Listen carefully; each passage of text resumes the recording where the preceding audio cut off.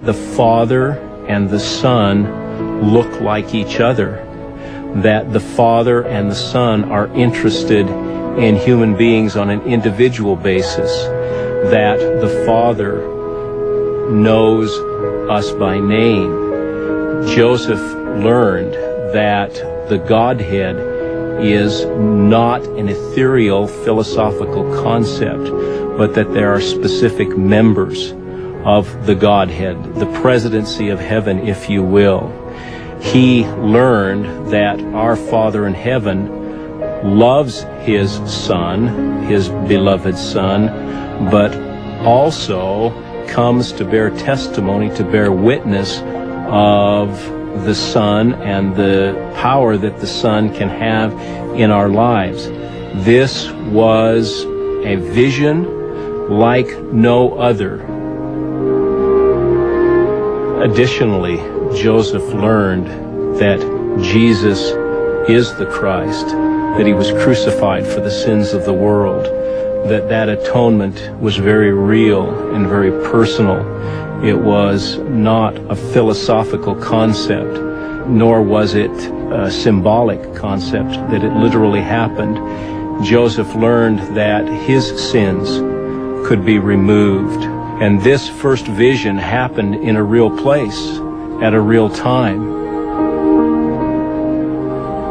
President Gordon B. Hinckley has said that the sacred grove where Joseph had his first vision is the crown jewel of church history sites, because it is the only place we know of where the Father and the Son actually came and appeared to a mortal being.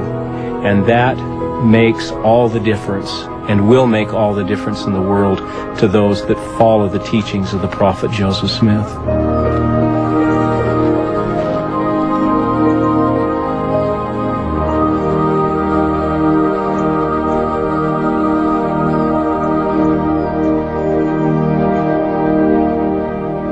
We do know that at the conclusion, as the light ascended, as he was left alone, he said, I found myself lying on my back. He was undoubtedly mentally and physically exhausted by the experience. Whatever that case may be, found that he had to rouse himself and go into the house. And still in a dazed condition, he leaned on the mantle. And his mother came in and said, what's the matter, Joseph? And he said, all's well, everything's all right. But I know for myself that Presbyterianism is not true. He's not singling out a particular religion in that sense. He would have said that about whatever denomination he announced to his mother. There is an element there of trying to coach his mother and to let her know, because she is a Presbyterian. I believe that he held the instruction that was given to him in the grove very close to himself and did not share it much. He did with the Methodist minister, and he did apparently with others. But he did say in his 1832 account that there were none who believed. I think he carried this burden for the most part on his own shoulders by himself, and it must have been a horrendous challenge and experience for him to do so, a growing experience. It seems as though the adversary was aware at a very early period of my life that I was destined to prove a disturber and an annoyer of his kingdom. Else why should the powers of darkness combine against me? Why the opposition and persecution that arose against me almost in my infancy? Though I was an obscure boy, only between 14 and 15 years of age, and my circumstances in life such as to make a boy of no consequence in the world, yet men of high standing would take notice sufficient to excite the public mind against me, and create a bitter persecution. And this was common among all the sects, all united to persecute me.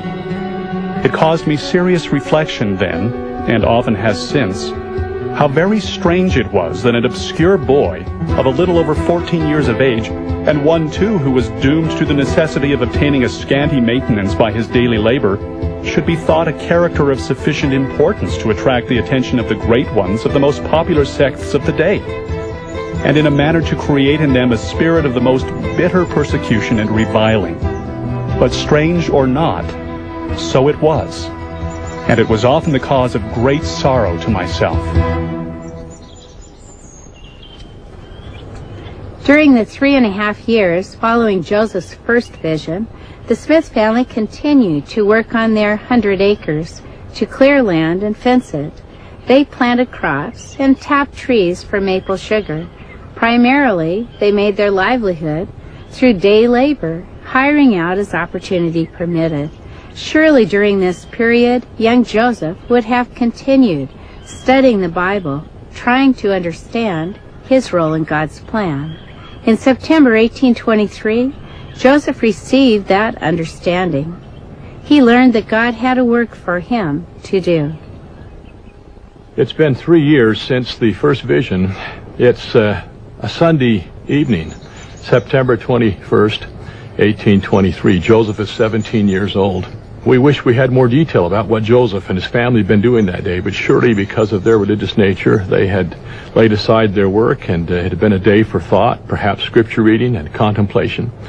Joseph has obviously, as he recounts, been stirred to do some thinking about his life and his standing with the Lord. And this would lead him to engage in prayer and petitioning with the Lord after he's retired that evening.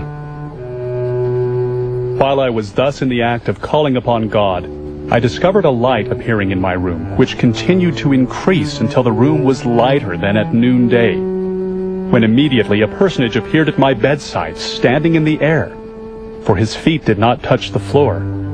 He had on a loose robe of most exquisite whiteness. It was a whiteness beyond anything earthly I had ever seen. Nor do I believe that any earthly thing could be made to appear so exceedingly white and brilliant. His hands were naked, and his arms also a little above the wrist. So also were his feet naked, as were his legs a little above the ankles. His head and neck were also bare. I could discover that he had no other clothing on but this robe, as it was open so that I could see into his bosom. Not only was his robe exceedingly white, but his whole person was glorious beyond description, and his countenance truly like lightning. The room was exceedingly light, but not so very bright as immediately around his person. When I first looked upon him, I was afraid, but the fear soon left me.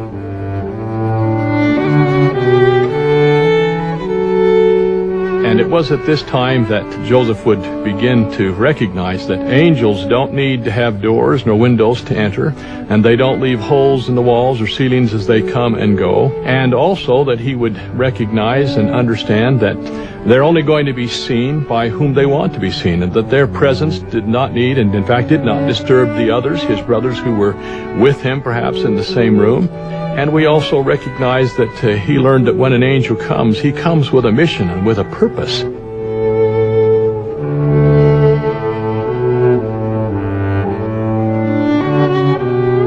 This messenger introduced himself as Moroni, and then he said something most remarkable to this young 17-year-old. He told Joseph that his name was going to be had for good and evil among all nations, kindreds, tongues, and people, which must have surprised Joseph.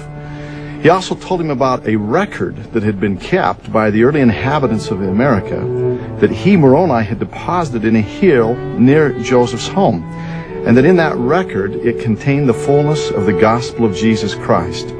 He also told Joseph there would be an instrument, seer stones, that would help Joseph to translate the record.